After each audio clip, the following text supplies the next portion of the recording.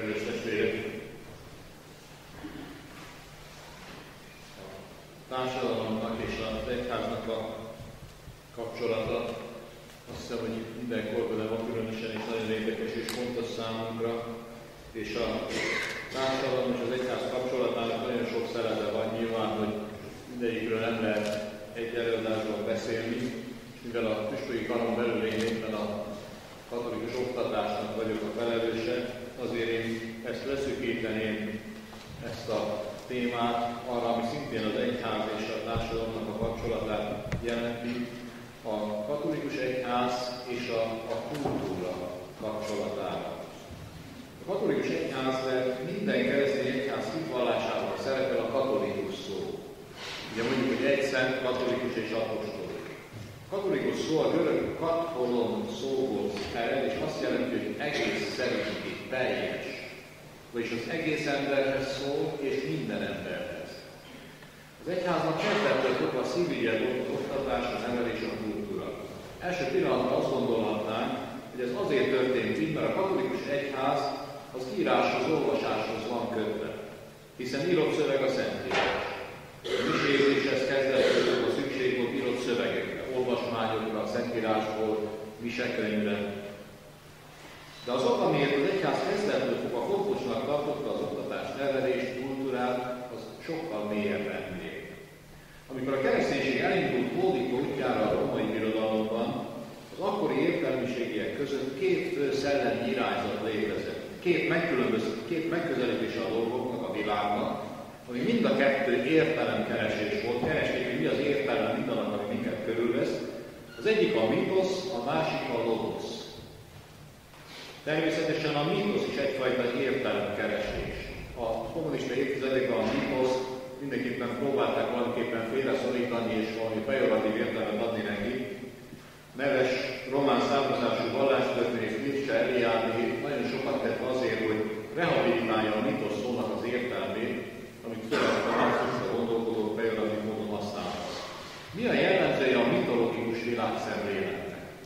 Mindenekelőtt nem tud különbséget tenni Isten vagy Istenek és a világ között. Tehát egy világon belüli immanens világmagyarázat, ciklikus, következő évszakok változásával, nyár, ősz, tél. Nincs történeti érzéke, a történetiség dimenzióját az örök visszatérés helyettesíti. Az a hely, ahol megszületik, ahol megélik, ugye a regény nem tudják, hogy az Iccim révenje az életbeli helyzete, az a kultusz. A kultuszon keresztül a mítoszok az idő előtti, idő fölötti istenek világ keletkezésébe, harcaiba próbál bekapcsolódni, és valamiképpen azt befolyásol. A vallás, ez a fajta gondolkodás a szokás kategóriájába helyezi. Az igazság kérdése föl sem merül. A kereszténység gyökeresen szemben állt, már az Ószövetség is, ezzel a mítikus felfogással, és a kereszténység a logosz, az értelmet, a rációt választotta. Kiinduló pontja szemben a mitosz történelmietlen szemléletével a történeti volt. Jean Guitton, egy neves francia akadémikus, filozófus nemrégiben halta meg, írja le, hogy a Sorbonne Egyetemen volt egy neves professzor társa, aki nem volt hívő. És mosolyogva mondta neki egyszer, hogy az egész krédót hiszek egyet el tudnám fogadni. De nagyon tetszik, csodálatosan szép. Egy kis kitétel nélkül, és az a kis kitétel az Poncius Pilátus alatt. Ezzel szellemesen azt fogalmazta meg, hogy szerinte a keresztény csodálatosan szép, csak éppen nem igaz. Vagyis amit Jézusról vallunk, az nem történt meg. Ezzel szemben az ősegyház kezdettől fogva tanította, hogy egy konkrét, a történelemben, térben és időben nem érhető személy, vagyis Jézus Krisztus a kiinduló pontja az evangélium hirdetésének és az egyház hitének. Még magának az ige hirdetésnek a struktúrája, ahogy megjelent, az is egy tényközlő tanúságtétel volt, vagyis egy hitbeli tanúságtétel, ami egyben tényeket is között.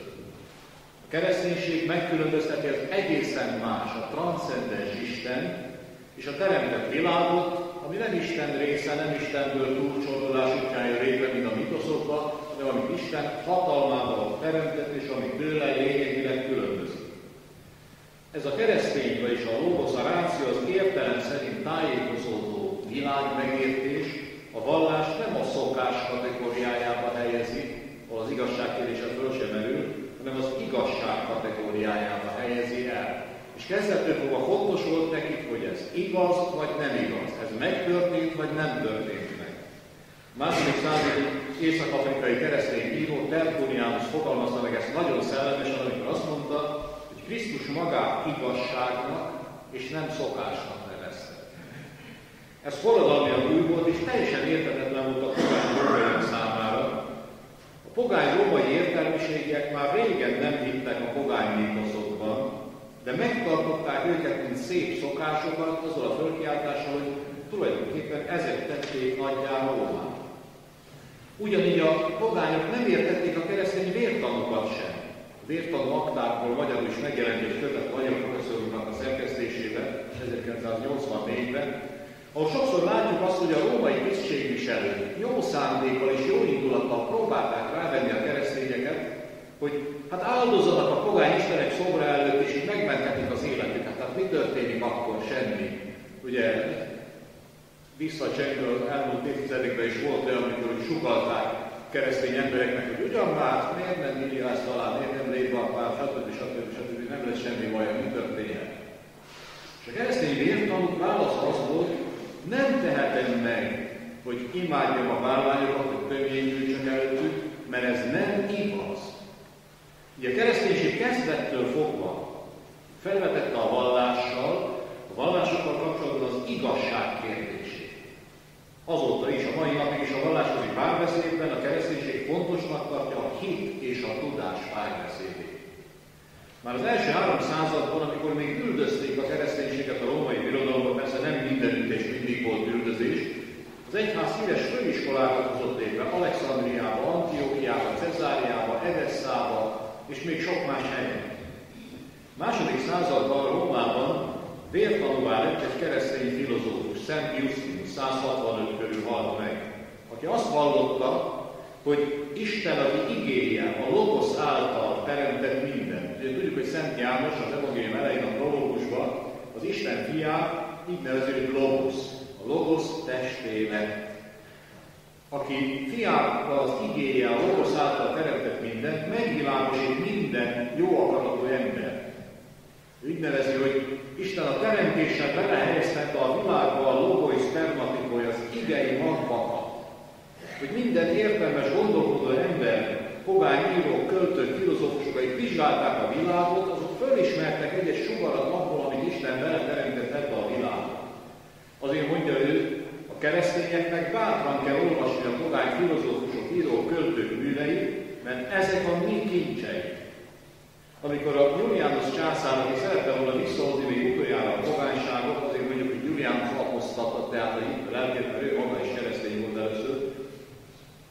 A keresztényeknek nem azt tiltotta meg, hogy iskoláik legyenek, hanem azt tiltotta meg, hogy a keresztény iskolákban a pogány szerzők műveit olvassák.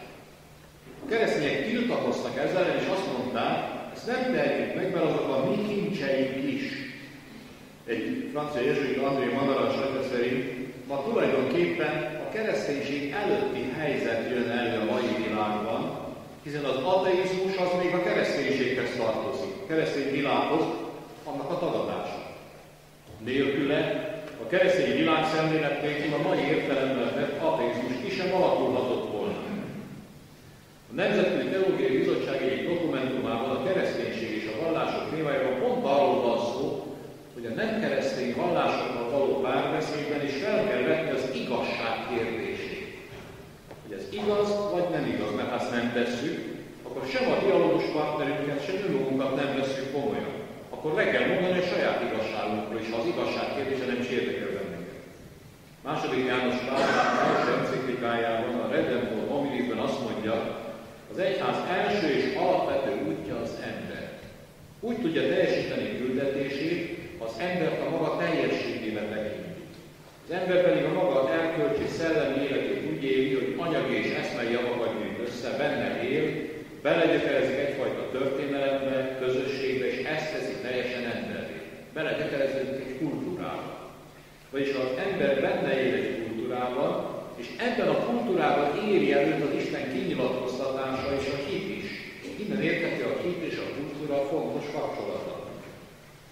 A második vatikáni zsinat volt az első, amely kifejezetten foglalkozott a kultúra kérdéseivel, sőt második János Pál pápa létrehozott egy külön pápai tanácsot, a kultúra pápai tanácsát, a francia Paul Coupard bíboros elnökletével. Persze ez nem azt jelenti, hogy a második vatikáni zsinaton merült fel először a kultúra kérdése az egyházba. A kinyilatkoztatás egy konkrét kultúrában és konkrét helyen történt. Mert nem hol volt, nem voltra meg vissza, hanem valóban Krisztus Poncius Pilátus alatt. Ugye ez nagyon fontos, hogy a történelemben belegyökerezve jött el hozzá. Megtestesült egy kultúrában, de ugyanakkor nincs egyetlen kultúrában sem bezárt. Vagyis a keresztény kinyilatkoztatás nem nemzetközi, nem globalizált, hanem nemzetek és kultúrák felett áll, mert isteni eredetű. De a történelemben is úgy létesülhet, úgy létezhet, ha minden nép és kor kultúrájában megtestesül. A francia jezsuita, később Daniel bíboros mutatta be 3 kötetes könyvében nagyon szépen, hogy hogyan testesült meg a Krisztus kinyilatkoztatás először a zsidó kultúrában, amikor a Szent Pálnál is látjuk, hogy bárhova ment, először a zsidó közösségnek hirdette az evangéliumot, és mi keveset tudunk róla, de kelet felé ez a szemita kultúra, a kereszténységet eljutott egész Indiáig és Kínáig. Edesszában és másik teológiai főiskolák alakultak a római birodalomtól keletre. Megjelent az első kötetet, tehát, hogy a zsidó-keresztény kultúra és a kereszténység. Aztán utána leírja egy második kötetbe azt, hogy nyugat felé fordulva ez a keresztény üzenet, az evangélium üzenet hogyan testesült meg a görög kultúrában, a hellén kultúrában.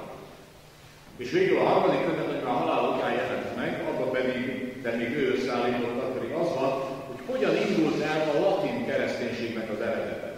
Valaki Rómába jár, akkor megdöbbenve tapasztalja, hogy a katakombákban, meg például még a Szent Péter sírjánál is a föliratok görögül vannak. Az első században Rómában a keresztények azok keletről jött idegenek voltak. És a latin kultúrának, keresztény kultúrának az első nyomai Észak-Afrikában vannak, a Tertullianus, amit idéztem, az is ott volt. A kereszténység így adja meg az igazságon alapuló egyetemesség és ennek konkrét kultúrában való megtestesülésének az egységét. Nagyszent Gergely pápa, 604 alatt meg, már arról beszél, hogy hogyan kell átadni a római kultúrát a népvándorlás barbárainak, mondja ő. Mert amit a pogány és keresztény élet Róma összegyűjtött, az egy átadandó kincs. Ugyanakkor a népvándorlás barbárai által kialakított kultúra nem egyszerűen a római kultúra alkalmazása, hanem egy teljesen új kultúra lett. Ez ennek a része például a mi magyar kultúránk is.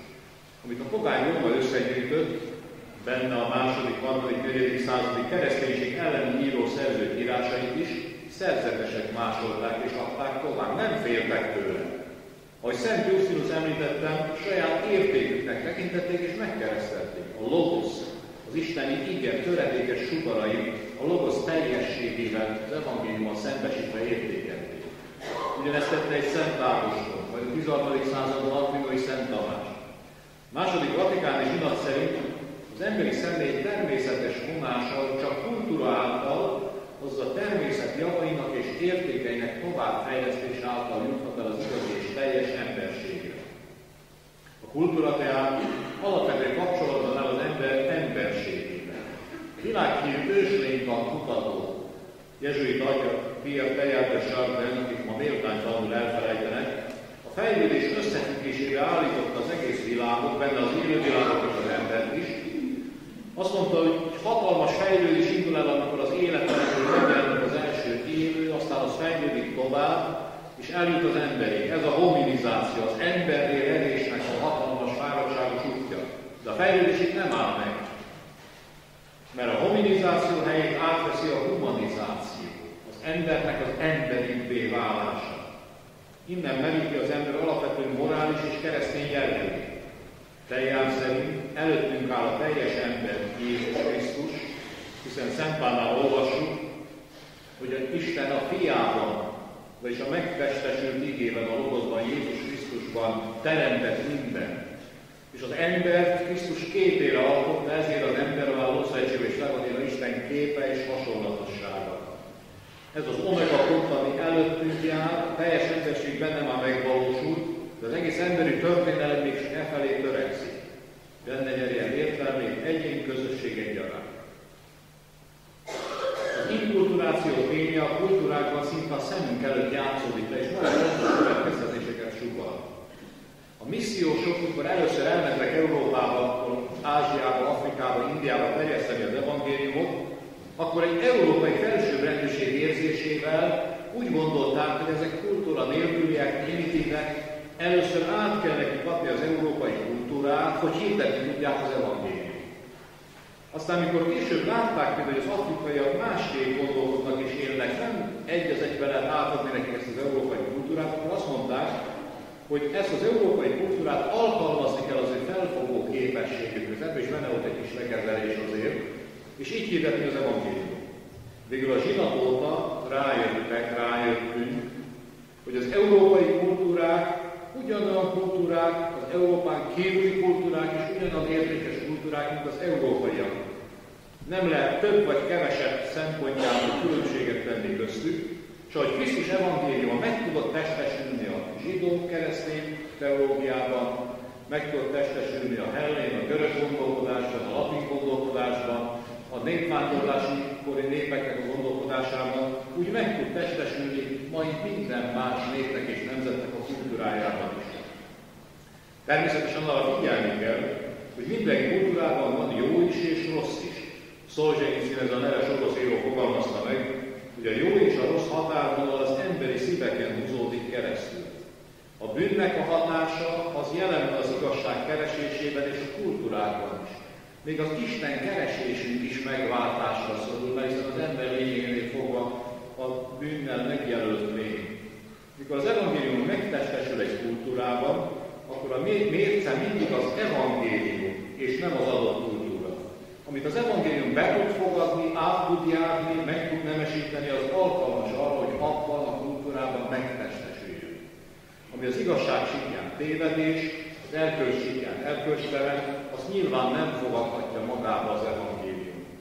Az evangélium át tud járni, meg tud szentelni minden kultúrát egy föltétellel, hogy kiszűri a kultúráknak a bűneit. Azt is emberek alkották, és nyilvánvaló, hogy a kultúra is megváltásra szól, ahogy mondtam. Strasbourgban egyetemi társaim kérésére ott tanultam, akkor azt kérdezték, hogy egyszer mutasson be nekünk egy ilyen utolsó órán kurzusban, hogy Magyarországon, egy kommunista országban milyen érveket használnak az egyház ellen. Az ateista propaganda milyen színvonalon működik. És akkor jelenik meg itt a középiskolások számára Magyarországon a Világgézatunk Alapelemei című gimnáziumi tankönyv. Azt kiküldték nekem otthonról, Strasbourgban, és akkor abból úgy kezdtem nekik magyarázni, hogy miről szól. Ugye úgy kezdődött, hogy két világnézet harcol egymással, a természettudományos haladó marxista kultúra és a tudománytalan idealista kultúra. És amikor ezt én felolvastam, akkor hangos nevetésbe törtek ki, és csodálkoztak, hogy ezek még itt tartanak. Hiszen ez a múlt századi, nem 20. 19. századi elszavult scientizmus, hiszen ha a tudomány, a természettudomány nem lépi túl a saját módszerek korlátait, akkor se nem istenhívő, se nem ateista. Van természettudományos világkép, ahogy elképzeljük ma a minket körülbelül világ. De nincs természettudományos világnézet. Mert az, hogy van-e Isten, vagy lélek, vagy örök élet, ez semmilyen természettudományos levezetésből nem lehet következtetni, se mellette, se ellen. Már át kell adni a helyet a filozófiának, a gondolkodásnak, a vallásnak. Mikor második János Pál pápa a fejlődés elméletről, vagy a galilei esetről beszél, 2000 évvel előkészítésekor, akkor a magyar újságok úgy kommentálták, hogy hány száz év kellett az egyháznak, hogy Galileit rehabilitálja. Nem rehabilitálásról volt itt szó, már régen megtörtént. Nem értették meg második János Pál gesztusát, aki szerette volna az egész második 1000 évet végig gondolni a 2000 előtt, hogy a lelkiismeret vizsgálatot tartunk, és tulajdonképpen ezt a módszertani megkülönböztetést akarta volna szolgálni, hogy tisztában legyen előttünk az, hogy a természettudomány azt keresi, hogy milyen ez a világ, milyenek annak a törvényei, ahol se az nem következik, hogy van Isten, se az, hogy nincs. És mi az, amit az emberi gondolkodás más útjain, a filozófia, a teológia, a vallás útján tudjuk megközelíteni. Ő egy szocialista országból jött második Jánosra, és nagyon jól tudta, hogy hogyan használja az ateista propaganda ennek a kettőnek a téves szembeállítását egy történelmi eseményben. Zsinaton fölvetette egy zsinatiradja, hogy vegyék be a zsinat Gaudium et Spes dokumentumába, hogy soha többé ne történik galilei eset, hogy Galilei elítélték. Persze nem úgy, mint hogy a népmesében, hogy a szerepel, hogy mégis mozog a föld, meg nem tudom egyebek, hiszen a Galilei egy hívő keresztény természettudós volt.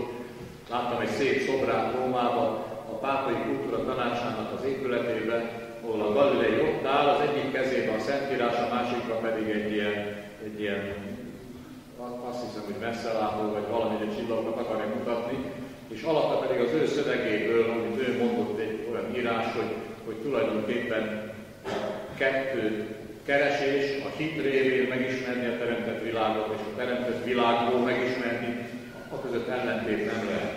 De mindenképpen ugye a Galileivel kapcsolatban volt egy félreértés a történelemben, és akkor mondták, hogy vegyük be, hogy soha többé ne legyen ilyen galilei eset, hogy átlépi az egyház a saját területét, vagy a természettudomány az övét, amikor egyházi dolgokra szól bele. És akkor erre az egyik zsinatilag azt válaszolt, hogy bele lehet ezt venni a zsinat döntésében, egy naív elképzelés lenne. Mert amíg ember lesz a Földön, minden új dolog elgondolóját üldözni fogják a tudós társai, minden új gondolatért meg kell küzdetni, függetlenül minden vallási meggyőződéstől. Gondoljunk csak Szent Eszter, ugye az anyák megmentőjére. Semmi vallási összefüggése nem volt annak, amit ő hozott újat, és egy karályra megfordították róla a társait. Legfeljebb azt lehet rögzíteni a zsinaton, hogy az egyház és a teológia törekszik arra, hogy ne lépje át saját illetékessége területét és módszertani határait. Csak zárójelbe szeretném hozzátenni, hogy föl lehetne sorolni egy egész sereg természettudós, akár kapott szerzetes, de világi tudósokat is, akik hívő emberek voltak ma is, és régen is. De az egyház és a természettudomány kapcsolatát nem innen kell megérteni, hanem sokkal mélyebbre kell menni, amiről már előbb beszéltem. Hogy tulajdonképpen modern értelemben természettudomány, ahol kutatások vannak, kísérletek vannak, csak a keresztény területen alakult ki. És tulajdonképpen meg pontosan az a magyarázata, hogy a pogány területen, a pogány népek mitoszaiban nem tesznek különbséget Isten, az Istenek és a világ között. Ott egyszerűen lehetetlen az ateizmus, mert hiszen a világ része az Istenek is. Másrészt azért nem alakulhatott ki kísérleten alapuló természettudomány, mert attól féltek, hogy akkor megsértik az Istenig, hogyha a világhoz hozzányúlnak. A keresztény gondolkodás mitológiát tanulta a világot, azt mondta, ez a világ nem Isten része, tőle lényegileg különbözik, Isten hatalmával hozta létre, és odaadta az embernek, hogy művelje, gondozza és kutassa ezt. A tudománytörténészek egyértelműen elfogadják azt, hogy a mai modern természettudomány kialakulásának lehetőségi feltétele a zsidó-keresztény kinyilatkoztatás tanítása a teremtésről. Nemrégiben jártam Indiának egy legdélebb nyugati részén, Keralába, ahol India mondjuk alig van 1,5% keresztény, de Keralában 18%, akiknek ők arra hivatkoznak, hogy a Szent Tamás apostol térítette meg őket. Ezt nem tudjuk bizonyítani, hogy a második századtól már keresztény. És érdekes módon Indiában ez volt az egyetlen olyan állam, ahol modern értelemben vett ateizmus ki tudott alakulni, mert volt kereszténység. Azt csak zárjára hiszem hozzá, ez egy állam, ahol ma is a kommunista párt van többségben. Azért nem tudnak vezetni, mert az egész ország, federális országnak a vezetői azok viszont ezt nem hagyják. Természetesen mindenek előtt a kultúra az erkölccsel kapcsolódik. Brüsszelben tartott előadást egy neves tudós kutató 1979-ben ezzel a címmel Kereszténység és Európa. Hát ezek a szegény jó emberek, akik létrehozták az Európai Uniót, Adenauer, aztán sokan mások, egyik másiknak a boldogalvatását is elindították már.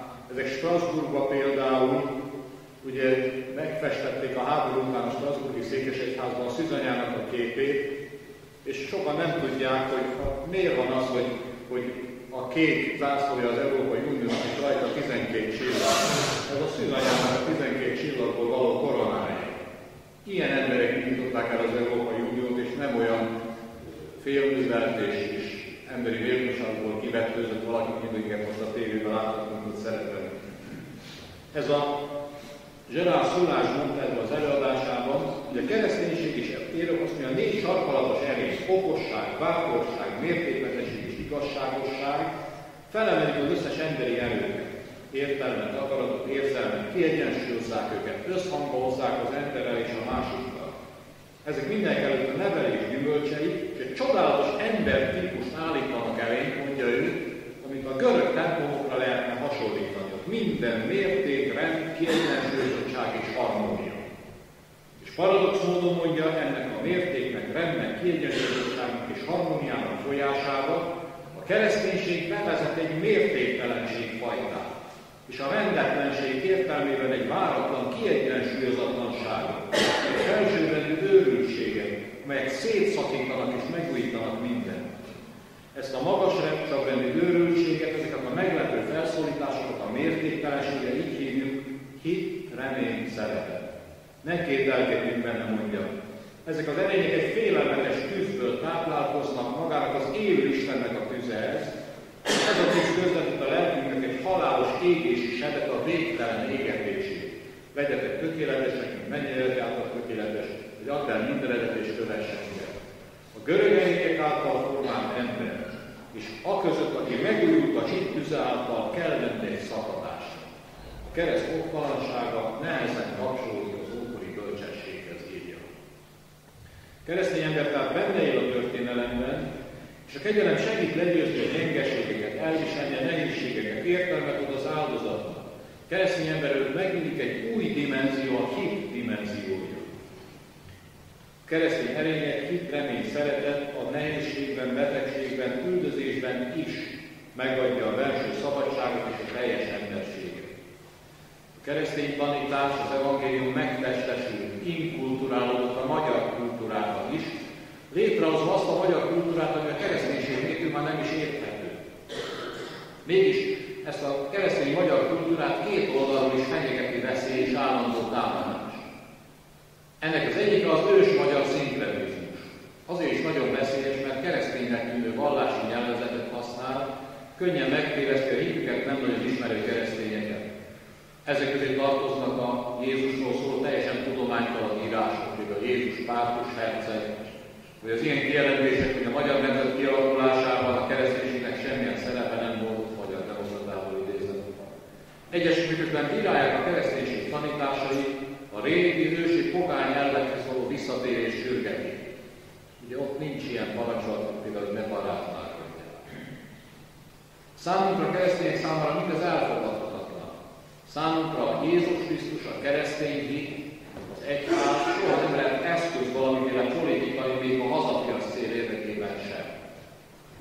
A másik támadás a nyugati liberális eszmék irányából érkezik. A relativitás diktatúráját erőlteti ránk, amit a 16. Benedek pápa mondja.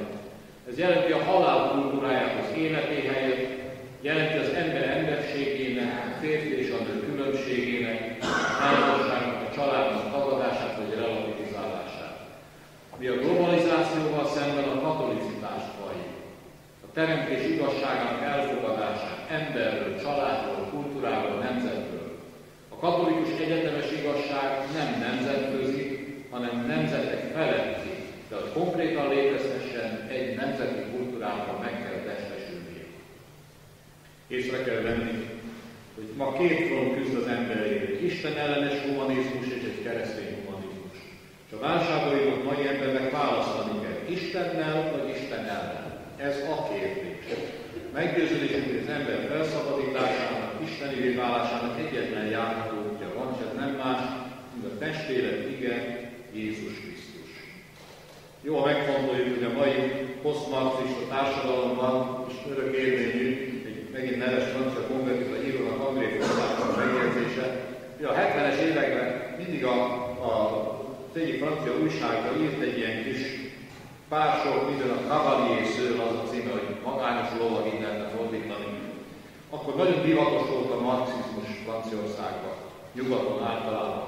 Sőt, voltak úgynevezett keresztény marxisták, akik azt mondták, hogy hát keresztényként is a marxizmus kell hirdetni és elfogadni. És róluk írta, profétai előrelátásra Ők annyira félnek attól, hogy ők lesznek az utolsó keresztények, hogy valójában ők lesznek az utolsó marxisták. És ma visszatekintve ezt tényesen igazolva látjuk.